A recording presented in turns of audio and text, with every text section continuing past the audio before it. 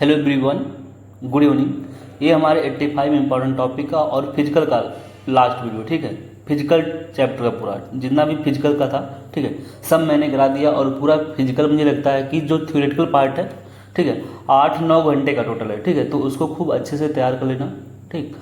और उसके जो क्वेश्चन थे पीवाईक्यू के जो इम्पोर्टेंट मुझे लग रहे थे उसको मैं कराया हूँ। देखो जो इस टाइम है ना, इस टाइम में तुम लोगों को बस केवल पीवाईक्यू करने हैं, ठीक। और एनसीईआरटी की जो इंडेक्स वाले क्वेश्चन है उसको करना है, ज़्यादा कुछ करने की ज़रूरत नहीं है। चलो शुरू करते हैं क्वेश्चन एनसीईआरटी। ये इसमें कुछ एनसीईआरटी के क्वेश्चन हैं और हमारे जो पीवाईक्यू हैं उसको। और पीवाईक्यू पूरे मैं नहीं लिया हूँ, जो इंपॉर्टेंट है 20-25 उसको मैं लिया हूँ। तो तुम लोग क्या करना है, इसको तुक्का लेना एक बार, जल्दी जल्दी फिर से जितने पीवाईक्यू हैं उसको लगा लेना, ठीक है। तो एक बार ये जो तो इंपॉर्टेंट वाले हैं वो तुम्हारे रिवाइज हो जाएगा, बाकी जो बच्चे हैं उसको भी तुम लोग अच्छे से लगा लोगे। तो ये लास्ट है, ठीक है, हमारा फिजिकल केमिस्ट्री का वीडियो। और इसके बाद जो शुरू होगा हमारा ऑर्गेनिक शुरू होगा, वो भी ज़्यादा से ज़्यादा 10 दिन लगेगा, ठीक है, मान के चलो, तो खत्म हो जाएगा। और इनऑर्गेनिक भी हमारा 2-3-4 और दिन लगेगा, ठीक है। सब मिला के 12-13 दिन में हम लोग खत्म कर ले जाएंगे। तो 26-27 तक लोग क्योंकि पूछ रहे हैं कब तक खत्म होगा, तो मुझे लगता है मैक्सिमम 27-28 अप्रैल, ठीक है, तब तक हम लोग का अच्छे से सब चीज़ें खत्म हो जाएगी। बस तुम लोग रिवाइज करते रहो, चीज़ें रिवाइज करो, जितना मैं पढ़ा रहा हूँ उसको खूब अच्छे से रिवाइज करते रहो, ठीक है। तो चलो शुरू करते हैं। पहला क्वेश्चन हमारा, standard electrode potential E not value of aluminium, silver का दिया है, ठीक है, पोटेशियम का दिया और क्रोमियम का दिया, सबका वैल्यू यहाँ पे दिया है। तो बोला कि correct decreasing order of reducing power, ठीक है, रिड्यूसिंग पावर का घटता हुआ क्रम बताना है। तो हम लोग पढ़े थे कि इलेक्ट्रोकेमिकल सीरीज का एप्लीकेशन क्या था। तो हम लोग सीरीज एप्लीकेशन पढ़े थे। पहला एप्लीकेशन क्या था कि हम लोग उससे बता सकते हैं कि ऑक्सीडाइजिंग पावर कितना होगा, किसका ज़्यादा होगा, किसका रिड्यूसिंग पावर ज़्यादा होगा। और दूसरा था रिएक्टिविटी, ठीक है। तो ये इंपॉर्टेंट है, देखो 2019 में आया था। कहा जाता है कि जिसका ऑक्सीडाइजिंग पावर, जिसका एसआरपी ज़्यादा, जिसका स्टैंडर्ड रिडक्शन पोटेंशियल ज़्यादा, उसका ऑक्सीडाइजिंग पावर ज़्यादा होता है। जिसका स्टैंडर्ड जिसका स्टैंडर्ड रिडक्शन पोटेंशियल ज़्यादा होता है उसका ऑक्सीडाइजिंग पावर ज़्यादा होता है। और जिसका स्टैंडर्ड ऑक्सीडेशन पोटेंशियल ज़्यादा होता है उसका रिडक्शन पोटेंशियल ज़्यादा होता है, ठीक है। इसको तैयार कर लेना। तो सोचो इस वाले क्वेश्चन में यहाँ पे एल्युमिनियम है हमारा, एल्युमिनियम का ये कौन सा वैल्यू होगा, एल्युमिनियम का देखो ये वाली वैल्यू है, ये एल्युमिनियम के लिए है, ठीक है, और ये सिल्वर के लिए है, ठीक है। बस इतने से हम लोग कर ले जाएंगे आंसर।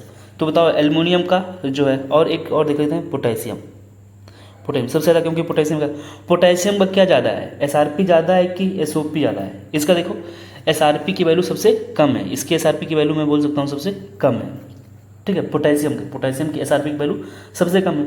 यदि एसआरपी की वैल्यू ये कम है तो रिडक्शन पोटेंशियल क्या हो जाएगा, इस रिड्यूसिंग पावर वो ज़्यादा हो जाएगा। तो इसका रिड्यूसिंग पावर ज़्यादा होगा, ठीक है, पोटेशियम का। तो यहाँ पे हमारे पास ये ऑप्शन और ये ऑप्शन है, ठीक है। सिल्वर का मैं बोलूँ ऑक्सीडाइजिंग पावर क्या होगा, ये बताओ कि इसका जो एसआरपी की वैल्यू क्या है, सबसे ज़्यादा है, क्योंकि पॉजिटिव में ही है, ठीक है। तो ये सबसे ज़्यादा है सिल्वर की, ठीक है। यहाँ पे देखो 0.74 ज़्यादा है कि 0.8 ज़्यादा है, 0.8 ज़्यादा है। तो एसआरपी की वैल्यू ज़्यादा तो ऑक्सीडाइजिंग पावर ज़्यादा, तो इसकी ऑक्सीडाइजिंग पावर ज़्यादा होगी तो रिड्यूसिंग पावर सबसे कम होगी। तो सिल्वर लास्ट में होगा। तो हमारा आंसर जो हो जाएगा बी हो जाएगा। तैयार कर लेना। ऐसे ही सेम क्वेश्चन ये है दूसरे नंबर का। यहाँ पे बोल रहा है कि स्टैंडर्ड रिडक्शन पोटेंशियल की देखो वैल्यू सबकी दी हुई है। बताना है स्ट्रॉन्ग ऑक्सीडाइजिंग और स्ट्रॉन्ग रिड्यूसिंग एजेंट इसमें से कौन सा है। तो देखो हम लोग जानते हैं हमारा फ्लोरीन सबसे स्ट्रॉन्ग ऑक्सीडाइजिंग एजेंट होता है। और क्यों होता है, क्योंकि इसका जो होता है स्टैंडर्ड रिडक्शन पोटेंशियल की वैल्यू सबसे ज़्यादा होती है। वो कितनी होती है देखो यहाँ पे, और जब इलेक्ट्रोकेमिकल सीरीज भी पढ़ते हैं तो वहाँ पे दिया होता है, ठीक है। तो ये हो गया हमारा फ्लोरीन। तो ऐसा एक ही ऑप्शन था पहला वाला, ठीक है, ठीक है। और यहाँ पे दिया है कि आयोडीन की देखो एसआरपी की वैल्यू सबसे कम है, I- की वैल्यू सबसे कम है। तो इसकी वैल्यू सबसे कम है। अगर वैल्यू कम है एसआरपी की वैल्यू, तो जिसकी एसआरपी की वैल्यू कम होती है वो कैसे बिहेव करता है, वो किस तरह से काम करता है, एक रिड्यूसिंग एजेंट की तरह से काम करता है, ठीक है। उसकी रिड्यूसिंग पावर ज़्यादा होती है। जिसकी एसआरपी की वैल्यू, यदि एसआरपी की वैल्यू क्या हो जाए, कम हो जाए, जैसे इसकी एसआरपी की वैल्यू कम है, ठीक है, तो रिड्यूसिंग पावर ज़्यादा होगा। तो इसकी रिड्यूसिंग पावर ज़्यादा होती है आयोडीन के, तो इसलिए पहला सही हो गया, ठीक है। अब ये क्वेश्चन देखो हमारा स्टैंडर्ड रिडक्शन पोटेंशियल दिया है। यहाँ पे स्टैंडर्ड रिडक्शन पोटेंशियल दिया है। ये क्वेश्चन सेम ऐसे ही था जो ऊपर वाला था। Which one of the following is strongest oxidising agent. बताओ स्ट्रॉन्गेस्ट ऑक्सीडाइजिंग एजेंट कौन सा होगा जिसका क्या हो, एसआरपी की वैल्यू ज़्यादा हो। तो इसका आंसर तुम लोग कमेंट करके बताना, ठीक। ठीक है। इसी तरीके से ये सेम क्वेश्चन ऐसे ही है, बोला है कि स्ट्रॉन्गेस्ट रिड्यूसिंग पावर बताना है, सबसे अच्छा रिड्यूसिंग पावर सबसे ज़्यादा किसका होगा, तो रिड्यूसिंग पावर उसी का ज़्यादा होगा ना जिसका SOP ज़्यादा हो या स्टैंडर्ड रिडक्शन पोटेंशियल की वैल्यू कम हो। तो इसका भी आंसर तुम लोग कमेंट करना, ठीक है। तीसरे नंबर क्वेश्चन ये देखो, थोड़ा इंपॉर्टेंट है, इसको मैं कर दिया। देखो ये सब एक जैसे थे इसलिए मैं एक साथ ले लिया हूँ, तुम लोग का ये होमवर्क है, तुम लोग करके बताओगे। ये क्वेश्चन है कि at 298 kelvin the standard electrode potential copper का दिया, खुद यहाँ पे दिया हुआ है कितना है, ये वैल्यू है, ठीक है। जिंक का दिया है, आयरन का दिया है, सिल्वर का, सबका वैल्यू दे दिया है, ठीक है। तो हम लोग यहाँ पे क्वेश्चन दिया, बताया कि कौन सा रिएक्शन नहीं होगा।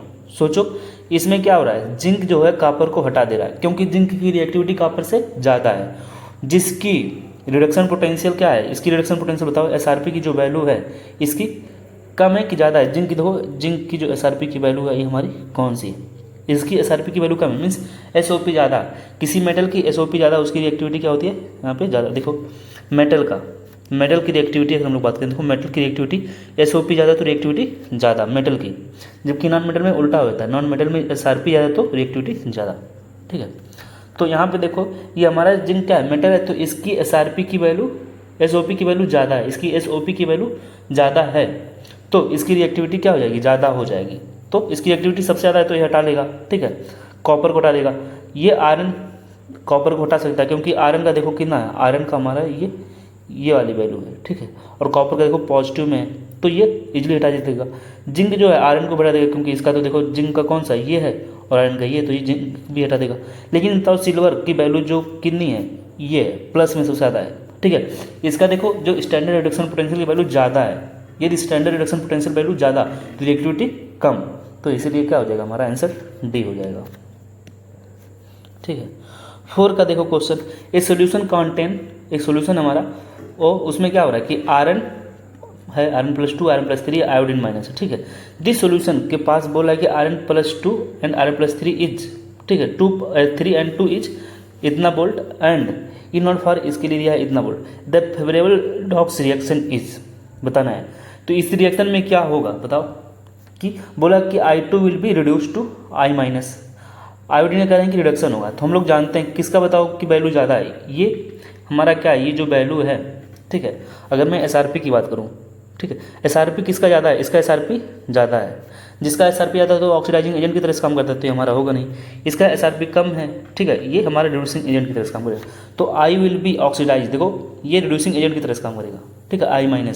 I- जो रिड्यूसिंग एजेंट होते हैं दूसरों को रिड्यूस करते हैं, खुद क्या होते हैं, ऑक्सीडाइज होते हैं, तो हमारा आंसर हो जाएगा ये, ठीक है। 5th नंबर का क्वेश्चन है, ठीक है, ये button cell used in watches function as following, ठीक है। तो ये देखो एक बटन सेल था, इसमें फंक्शन कुछ इस तरीके से हो रहा है। देखो जब कभी भी इक्वेशन दिया रहेगा, जब कभी भी इक्वेशन दिया रहे, याद कर लेना, यहाँ पे क्या दिया है, देखो एक इक्वेशन दिया था पूरा, ठीक है। तो इस तरह का फार्मूला यूज करना कि E cell is equal to E oxidation potential plus E reduction potential, E oxidation potential plus E reduction potential, ठीक है। देखो यहाँ पे इक्वेशन दिया हुआ था ये पूरा, ठीक है। और इसमें पूछा है कि इफ़ हाफ सेल पोटेंशियल इतना है तो सेल पोटेंशियल बताओ, तो ई सेल की वैल्यू देखो फार्मूला ये मैं लगा दिया, ठीक है। अब देखो यहाँ से ये सब वैल्यू कुछ दी हुई हैं, तो ये पहले पता करो कि जिंक का क्या हो रहा है। जिंक यहाँ पे +0 में ऑक्सीडेशन स्टेट में है, जिंक का ऑक्सीडेशन हो रहा है, जिंक का ऑक्सीडेशन हो रहा है, ठीक है। तो ऑक्सीडेशन कहाँ पे होता है, एनोड पे होता है, ठीक है। जिंक का देखो ऑक्सीडेशन पोटेंशियल होगा, ठीक है। यहाँ पे देखो जिंक का रिडक्शन दिया है, तो जिंक का यहाँ पे हो तो रहा है, यहाँ पे मेन रिएक्शन में हमारा क्या है ऑक्सीडेशन, लेकिन यहाँ पे क्या दिखा रहा है रिडक्शन, तो हमको क्या कराना ऑक्सीडेशन कराना, मीन्स हम लोग इसका उल्टा कर देंगे, ऐसे कर देंगे, तो ये वैल्यू भी क्या हो जाएगी, माइनस से प्लस हो जाएगी। तो यहाँ पर जो मैं लिखूँगा क्या 0.76 प्लस, ये बताओ सिल्वर का यहाँ पे +1 ऑक्सीडेशन स्टेट में है, यहाँ पे कितना है 0 है, तो इसका क्या हो रहा होगा रिडक्शन, इसका रिडक्शन हो रहा है, तो यहाँ पे सिल्वर का क्या हो रहा है, यहाँ पे भी रिडक्शन हो रहा है, मीन्स ये सही दिया है, तो रिडक्शन हो रहा है, तो रिडक्शन पोटेंशियल में लिखूंगा कितना है इतना, तो यहाँ पे लिखूंगा 0.34 और दोनों को ऐड कर दोगे तो हमारा आंसर आ जाएगा। इसका आंसर तुम लोग बता देना कमेंट करके कि ऐड भी करते हो कि तुम लोग की छोड़ के चले जाते हो। 6 नंबर देखो, 6 नंबर का क्वेश्चन है कि यहाँ पे देखो, अब इस वाले क्वेश्चन में हम लोग क्या करेंगे, यहाँ पे कोई रिएक्शन नहीं दिया है, तो उसके लिए कौन सा हम लोग लगाएंगे, और यहाँ पे देखो दोनों का रिडक्शन हो रहा है, दोनों का क्या हो रहा है, यहाँ से SN+4 से गए SN+2 में रिडक्शन हुआ, यहाँ से गए तो यहाँ पे भी क्या हो रहा है रिडक्शन। जब भी क्या हो रिडक्शन हो, जब भी रिडक्शन होगा, याद कर लेना, या दोनों, और यहाँ पे दोनों का रिडक्शन हो रहा है और वहाँ पे केमिकल रिएक्शन पूरा नहीं दिया है, तो फार्मूला क्या कहेगा, reduction potential of cathode minus reduction potential of anode, ये दोनों को ऑक्सीडेशन हो रहा होगा। तो ई सेल इक्वल टू क्या लिखूंगा मैं, oxidation potential of anode minus oxidation potential of cathode. ठीक है, उल्टा देखो, हम लोग पहले क्या करते हैं बताओ, यहाँ पे रिडक्शन पोटेंशियल पहले कैथोड क्यों लिखे हैं, क्योंकि हम लोग जानते हैं रिडक्शन किस पे होता है, कैथोड पे ही होता है ना, रिडक्शन किस पे होता है, कैथोड पे, और ऑक्सीडेशन किस पे होता है, एनोड पे। तो हमको इस जब ऑक्सीडेशन के लिए तरफ लिखना होगा तो मैं बोलूँगा ऑक्सीडेशन पोटेंशियल ऑफ एनोड, समझे, इसीलिए देखो यहाँ पे जो फार्मूला था सब वही सब। तो यहाँ पे देखो दोनों का वैल्यू दिया हुआ है, यहाँ पे रिडक्शन पोटेंशियल दिया है, ठीक है, यहाँ पे भी रिडक्शन हो रहा है, ठीक है। तो बताओ यहाँ पे जो रिडक्शन पोटेंशियल ऑफ कैथोड है, बताओ इसमें से कौन सा कैथोड होगा हमारा, कौन सा एनोड होगा, ठीक है, इस वाले में। तो देखो यहाँ पे इसकी जो वैल्यू है ये पॉजिटिव में, ठीक है। तो देखो जो ऊपर होते हैं, जो हमारे सेल ऊपर होते हैं उसमें क्या होता है, उसका वहाँ पे एनोड पे क्या होता है, ऑक्सीडेशन होता है। तो जो ऊपर होते हैं उनका ऑक्सीडेशन होता है, तो इसका क्या होगा, ऑक्सीडेशन होगा। तो यहाँ पे मैं लिख दूंगा इसका, और इस पर क्या होगा, पॉजिटिव वाला है ये हमारा क्या होगा, इसका रिडक्शन होगा, ठीक है। तो जिसका एसआरपी की वैल्यू सबसे ज़्यादा होती थी, जो हमारे सबसे नीचे रहेंगे, जो सबसे नीचे हैं उन पे क्या होता है, ऑक्सीडेशन होता है, वहाँ पे एनोड होता है, ठीक है। एक तरह से मान सकते हो कि सबसे नीचे है, इसके एसआरपी की वैल्यू का में इन दोनों में कौन नीचे होगा, सोचो जो इलेक्ट्रोकेमिकल सीरीज है उसमें सबसे नीचे कौन होगा, ये हमारा होगा ना। तो इसकी जो वैल्यू है वो कम होगी, और जब वैल्यू कम होगी तो इस पर क्या होगा, हमारा ऑक्सीडेशन होगा। तो यहाँ पे मैं लिखूंगा एनोड, ये हमारा एनोड की तरह से बिहेव करेगा, ये कैथोड की तरह से। तो वैल्यू जोड़ के आ जाएगा हमारा आंसर जो हो जाना चाहिए, बी हो जाना चाहिए। ओके, 7 नंबर क्वेश्चन है कि consider the following reaction for EMF of an electrochemical series.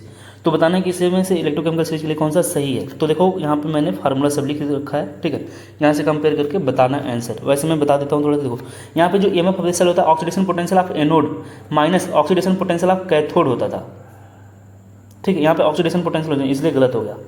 EMF of cell equal to क्या लिखा है, ऑक्सीडेशन पोटेंशियल ऑफ एनोड, सही है यहाँ पे, प्लस, हाँ ये सही, यहाँ पे अगर प्लस लगा तब भी सही हो सकता था, और यहाँ पे लिख सकता था कि ऑक्सीडेशन पोटेंशियल ऑफ कैथोड, तब सही होता। तो ये वाला हमारा दूसरा सही हो गया। ये EMF of cell equal to reduction potential of anode minus, ये गलत हो गया, रिडक्शन पोटेंशियल ऑफ कैथोड, ये गलत है पूरी तरीके से, ठीक है। तो EMF of the cell equal to oxidation potential of anode, ये सही है, minus oxidation potential of cathode, ये सही है। तो हमारा आंसर जो हो जाएगा ये दोनों सही, तो ये लास्ट हो जाएगा। ओके, आगे बढ़ते हैं। देखो ये क्वेश्चन देखो, electrode potential for a following half cell reaction are. यहाँ पे इलेक्ट्रोड पोटेंशियल दिया गया है इस हाफ सेल के लिए, तो बताना है ईएमएफ फॉर द सेल इस हाफ सेल के लिए बताना है, ठीक है। इस सेल के लिए बताओ। तो देखो यहाँ पे ऑक्सीडेशन, पहले तो ये देखो ये सेल का क्या हो रहा है, इसका क्या हो रहा है, हमारे यहाँ पे मेन्स हमारे जो है ये हमारा मेन है रिएक्शन, ठीक है। इसमें क्या हो रहा है, इसका रिडक्शन हो रहा है ना, यहाँ पे रिडक्शन हो रहा है, इसका क्या ऑक्सीडेशन, रिडक्शन हो रहा है, यहाँ पे रिडक्शन हो रहा है, ठीक है। रिडक्शन कहाँ पे होता है, एनोड पे। रिडक्शन कहाँ पे होता है, एनोड पे होता है, तो एनोड हो गया, सॉरी एनोड पे तो ऑक्सीडेशन होता है ना, कैथोड पे रिडक्शन होता है, और यहाँ पे क्या हो रहा है, ऑक्सीडेशन। यहाँ पे ऑक्सीडेशन हो रहा है तो एनोड पे ऑक्सीडेशन होता है, तो ठीक है।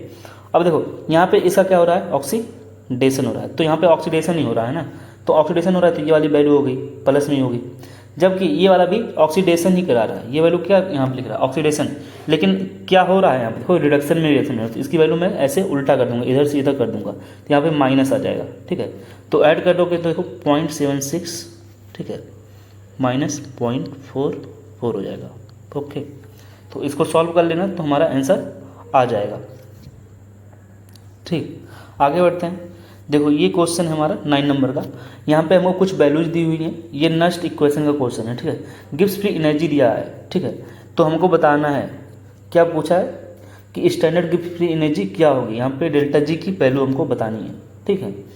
तो देखो यहाँ पे हम लोग, और यहाँ पे दिया 1 फैराडे इक्वल टू 6500 कूलाम होता है, तो डेल्टा जी का फार्मूला हम लोग पढ़े थे, डेल्टा जी इक्वल टू पहले क्या होता है, माइनस NFE होता है, या delta G non equal to, standard का है तो हमको स्टैंडर्ड वाला ये वाला फार्मूला लगाना है, ठीक है। तो और ई नॉट की वैल्यू हमको यहाँ पे दिया ही हुआ है, तो ये वाली वैल्यू यहाँ पे रख दोगे, हमारा आंसर आ जाएगा। तुम लोग इसको लगा के बताना कौन सा आंसर आया है, ठीक है। इसका आंसर तुम लोग कमेंट करना 9 नंबर का कि कौन सा आंसर होगा। इसको सॉल्व कर सकते हो ना। एन की वैल्यू क्या लोगे, देखो यहाँ पे एन की वैल्यू हम लोग कितना लेंगे, यहाँ पे एन की वैल्यू हम लोग 2 लेंगे। देखो यहाँ से यहाँ पे 3 दूना 6 है टोटल, और यहाँ पे 2 दूना 4 है, तो टोटल बैलेंसिंग फैक्टर कितना होगा, 2 आ रहा है, ठीक है 2, या मैं बोल सकता हूँ यहाँ पे 2 माइनस आ जाता है, तो जितना ए होता है उतना ही करना है, ठीक है। तो यहाँ पे एन की वैल्यू कितनी हो जाएगी हमारी, 2 हो जाएगी, ठीक है। ऐसे 10 नंबर का क्वेश्चन देखो, 10 नंबर का क्वेश्चन क्या है कि for a cell involving 1 electron, okay, E nought cell की वैल्यू जो दिया हुआ है ये कितना दिया है, इतना दे दिया है यहाँ पे, इस टेम्परेचर पे दिया है, और टेम्परेचर पे और किस पे, the equilibrium constant for the cell reaction is given by, हमको इक्विलिब्रियम कांस्टेंट का रिएक्शन की वैल्यू पूछ रहा है किस, हाँ, तो कुछ इस तरीके से, ठीक है। तो हमको फाइंड करना है क्या, दो for a cell involving 1 electron, E nought cell की वैल्यू इतनी है, the equilibrium constant for the cell reaction is given that, ये पूरी वैल्यू है, ठीक है। ये थोड़ा सा रिएक्शन मिसिंग टाइप का दिख रहा है, कुछ यहाँ पे कंफर्म नहीं हो रहा क्या पूछ रहा है क्या बता रहा है, ठीक है। यहाँ पे ई की वैल्यू पूछी है, क्या पूछा है, एट इक्विलिब्रियम पे हम लोग जानते हैं, ठीक है, इक्विलिब्रियम की क्या होती है, ई सेल की वैल्यू 0 हो जाती है, तो जानते ही हैं। तो हमको पूछा गया है the equilibrium constant for the cell reaction, हाँ हमसे पूछा गया है इक्विलिब्रियम कांस्टेंट पूछा है, के इक्विलिब्रियम पूछा है, ठीक है, इक्विलिब्रियम कांस्टेंट, ठीक है। तो मेन रिएक्शन हमारा ये होता है, ठीक है, हम लोग जानते हैं। ये बोला है कि इसकी वैल्यू कितनी है, देखो यहाँ पे लिख दिया है, और इक्विलिब्रियम पे इसकी वैल्यू क्या हो जाती है, 0 हो जाती है, हम लोग पढ़े हैं इक्विलिब्रियम 0 हो जाएगी। तो यहाँ से हम लोग कोई निकाल, देखो ये वैल्यू 0 हो गई, तो यहाँ से ये वैल्यू निकाल देना सॉल्व करके, ठीक है। तो ई इक्वल टू कुछ इस तरीके से आएगा, इसका वैल्यू यहाँ से ला के रख देना, ठीक है, और इसका आंसर तुम लोग कमेंट करना, ठीक।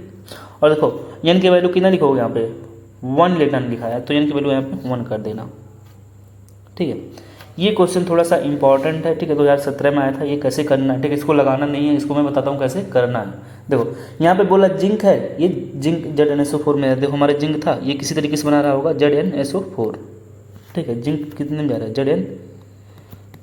ZnSO4, तो हमारा ये क्या हो गया, ये हो गया, ठीक है, ये हमारा हो गया प्रोडक्ट के रूप में, ठीक है।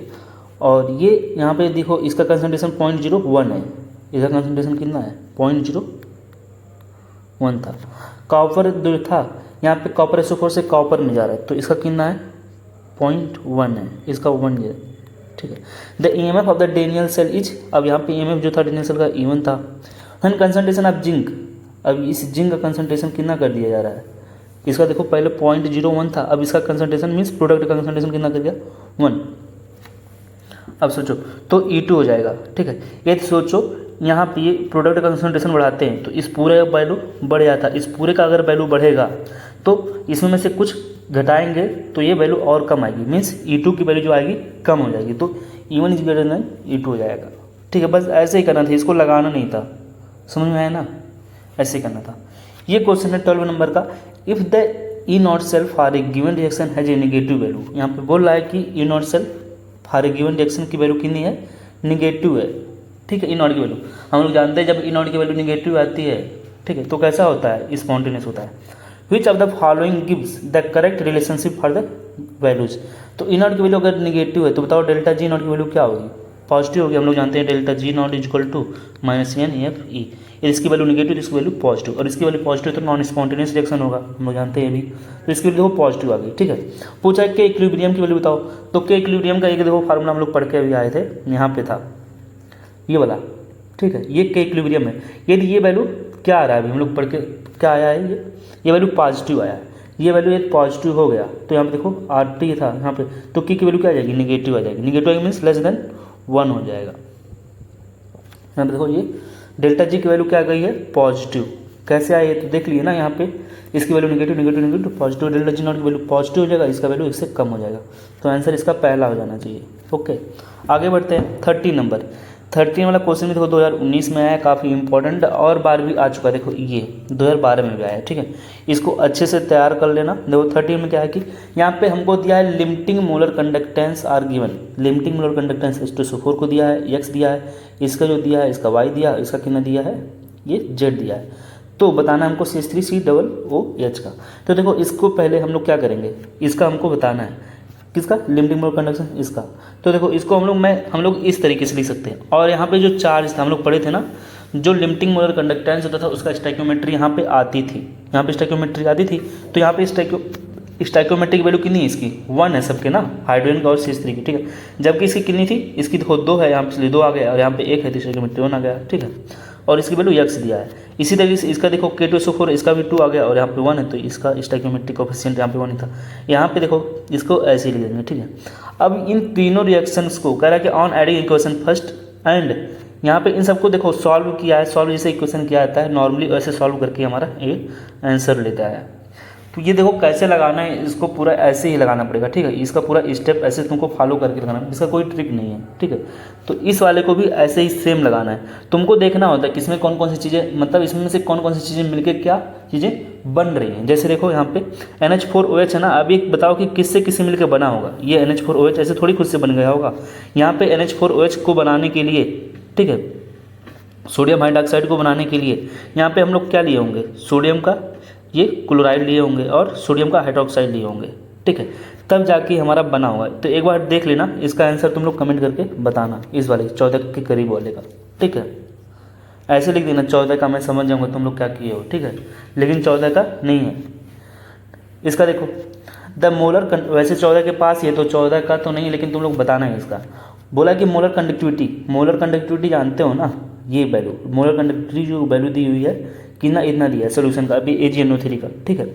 व्हाइल इलेक्ट्रोलिटिक कंडक्टिविटी, जबकि इलेक्ट्रोलिटिक कंडक्टिविटी कितनी दी है यहाँ पे, इलेक्ट्रिकल कंडक्टिविटी, इलेक्ट्रिकल या इलेक्ट्रोलिटिक कंडक्टिविटी को क्या बोलते हैं, इसकी वैल्यू इतनी दी है एट इस टेम्परेचर पे, ठीक है।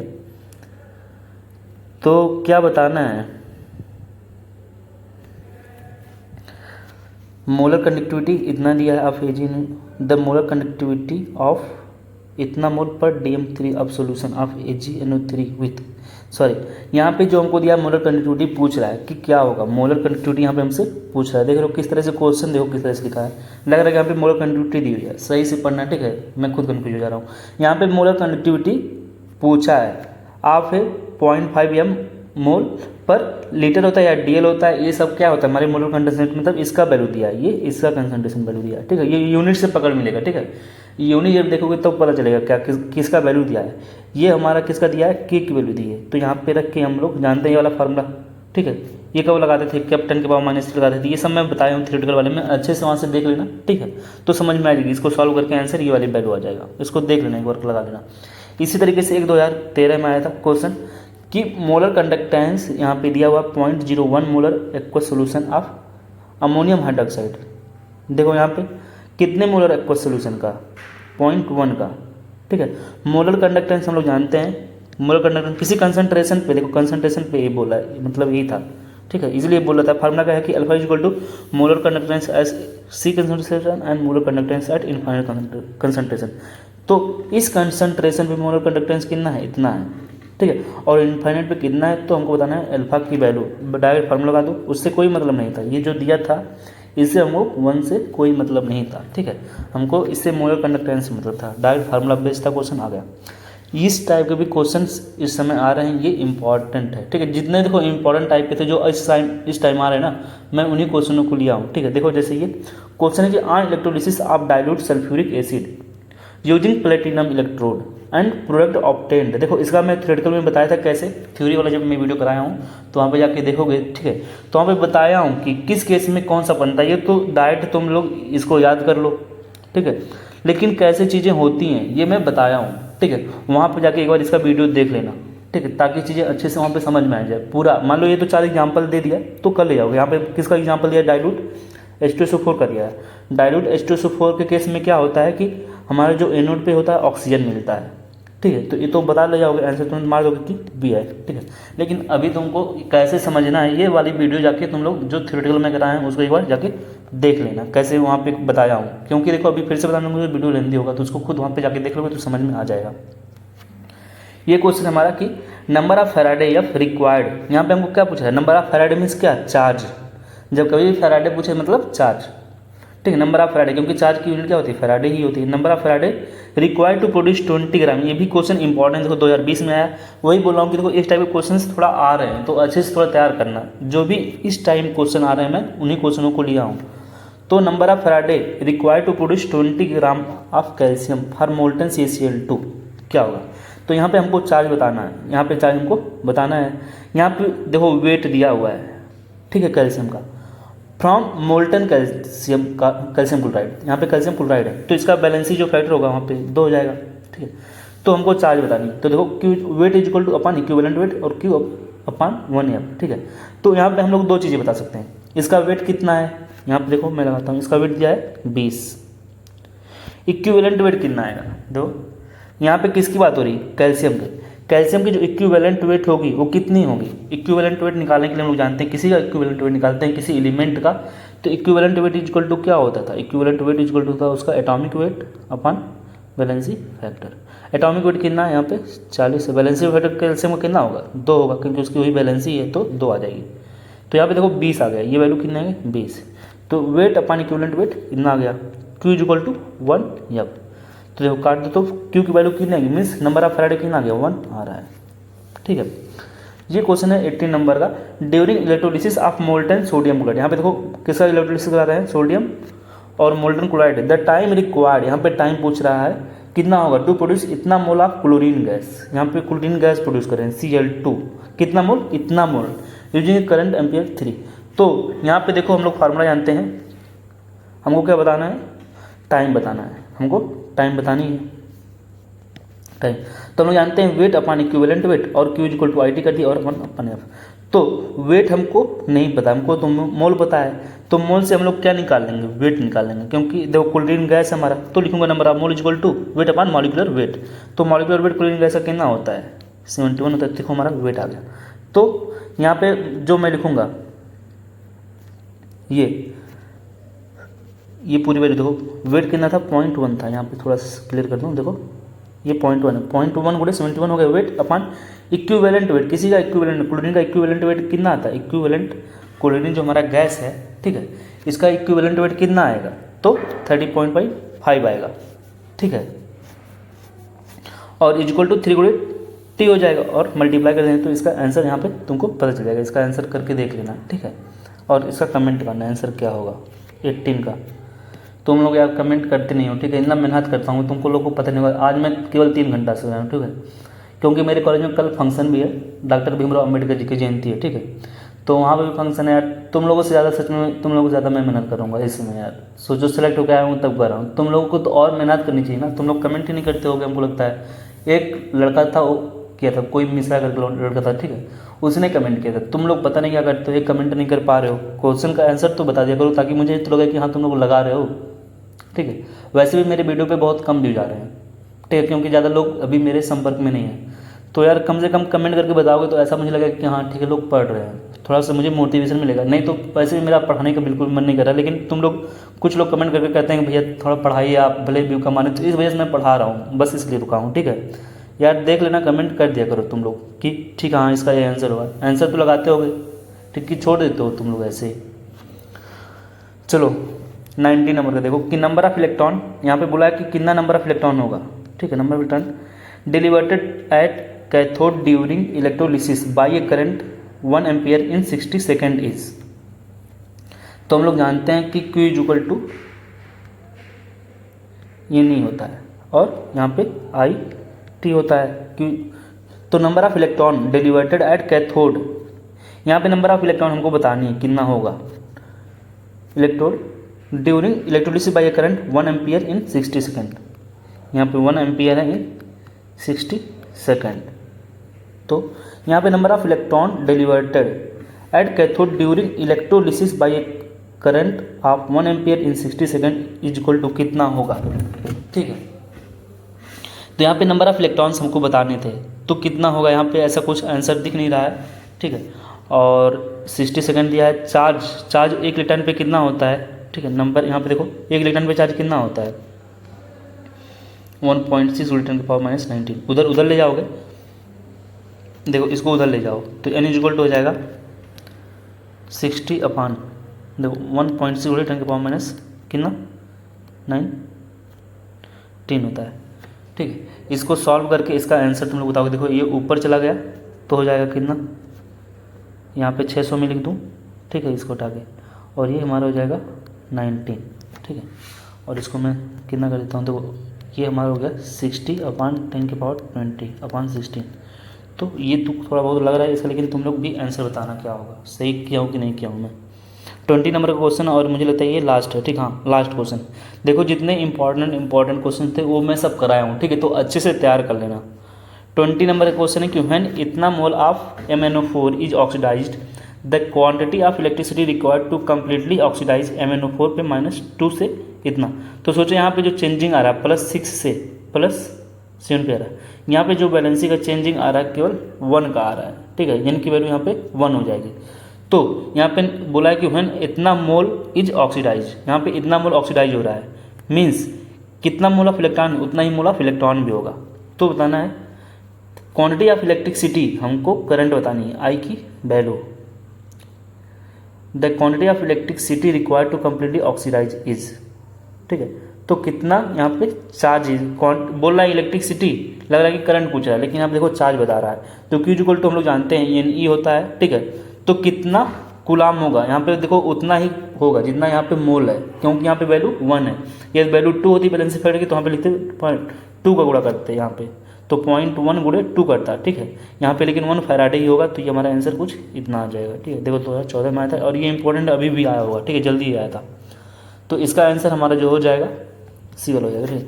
ये देखो NCERT के क्वेश्चन है जो मैं यहाँ पे रख दिया हूँ यार, इनको तुम लोग अच्छे से रिवाइज कर लेना, इसको कर लेना, छोड़ना मत, ठीक है। क्योंकि इस समय इंडेक्स के जो क्वेश्चन थे दे ही देता है कभी ना कभी, 1-2 क्वेश्चन तो आ ही आ रहे हैं, ठीक है। तो इसको अच्छे से तैयार कर लेना यार, ठीक। तो हमारा पूरा फिजिकल जो है अब खत्म हो चुका है, अब हमें शुरू करना है ऑर्गेनिक केमिस्ट्री, ठीक है। क्योंकि लोग पूछ रहे हैं अब कब खत्म होगा, तो बता दूँ, देखो ऑर्गेनिक केमिस्ट्री बहुत ज़्यादा लगेगा, तो 10 दिन लगेगा। और जो कल डॉक्टर भीमराव अम्बेडकर जी की जयंती है, तो कल मुझे उतना टाइम मिल नहीं पाएगा कि मैं PDF बना सकूं, ठीक है। तो मैं सोचा हूं कि कल तो टाइम, क्योंकि मैं पहले से ही इनऑर्गेनिक का PDF बनाया हुआ हूं, ठीक है, तो मुझे ज़्यादा टाइम नहीं लगेगा, केवल वीडियो बनाना ही रहेगा। तो मैं उसका वीडियो पूरा देखूंगा, तो उसका पूरा एक पीरियोडिक टेबल का पूरा वीडियो डाल दूंगा, ठीक है, उसके इंपॉर्टेंट टॉपिक का। तो उसको तुम लोग अच्छे से कवर कर लेना, ठीक है। और कोशिश करूँगा उसी में जो इनऑर्गेनिक है उसी में उसका क्वेश्चन भी रहे, ठीक है, इसका अलग से ना कराना पड़े। तो यार थैंक यू, वीडियो पसंद आएगा तो वीडियो को शेयर करना और चैनल को सब्सक्राइब कर लेना।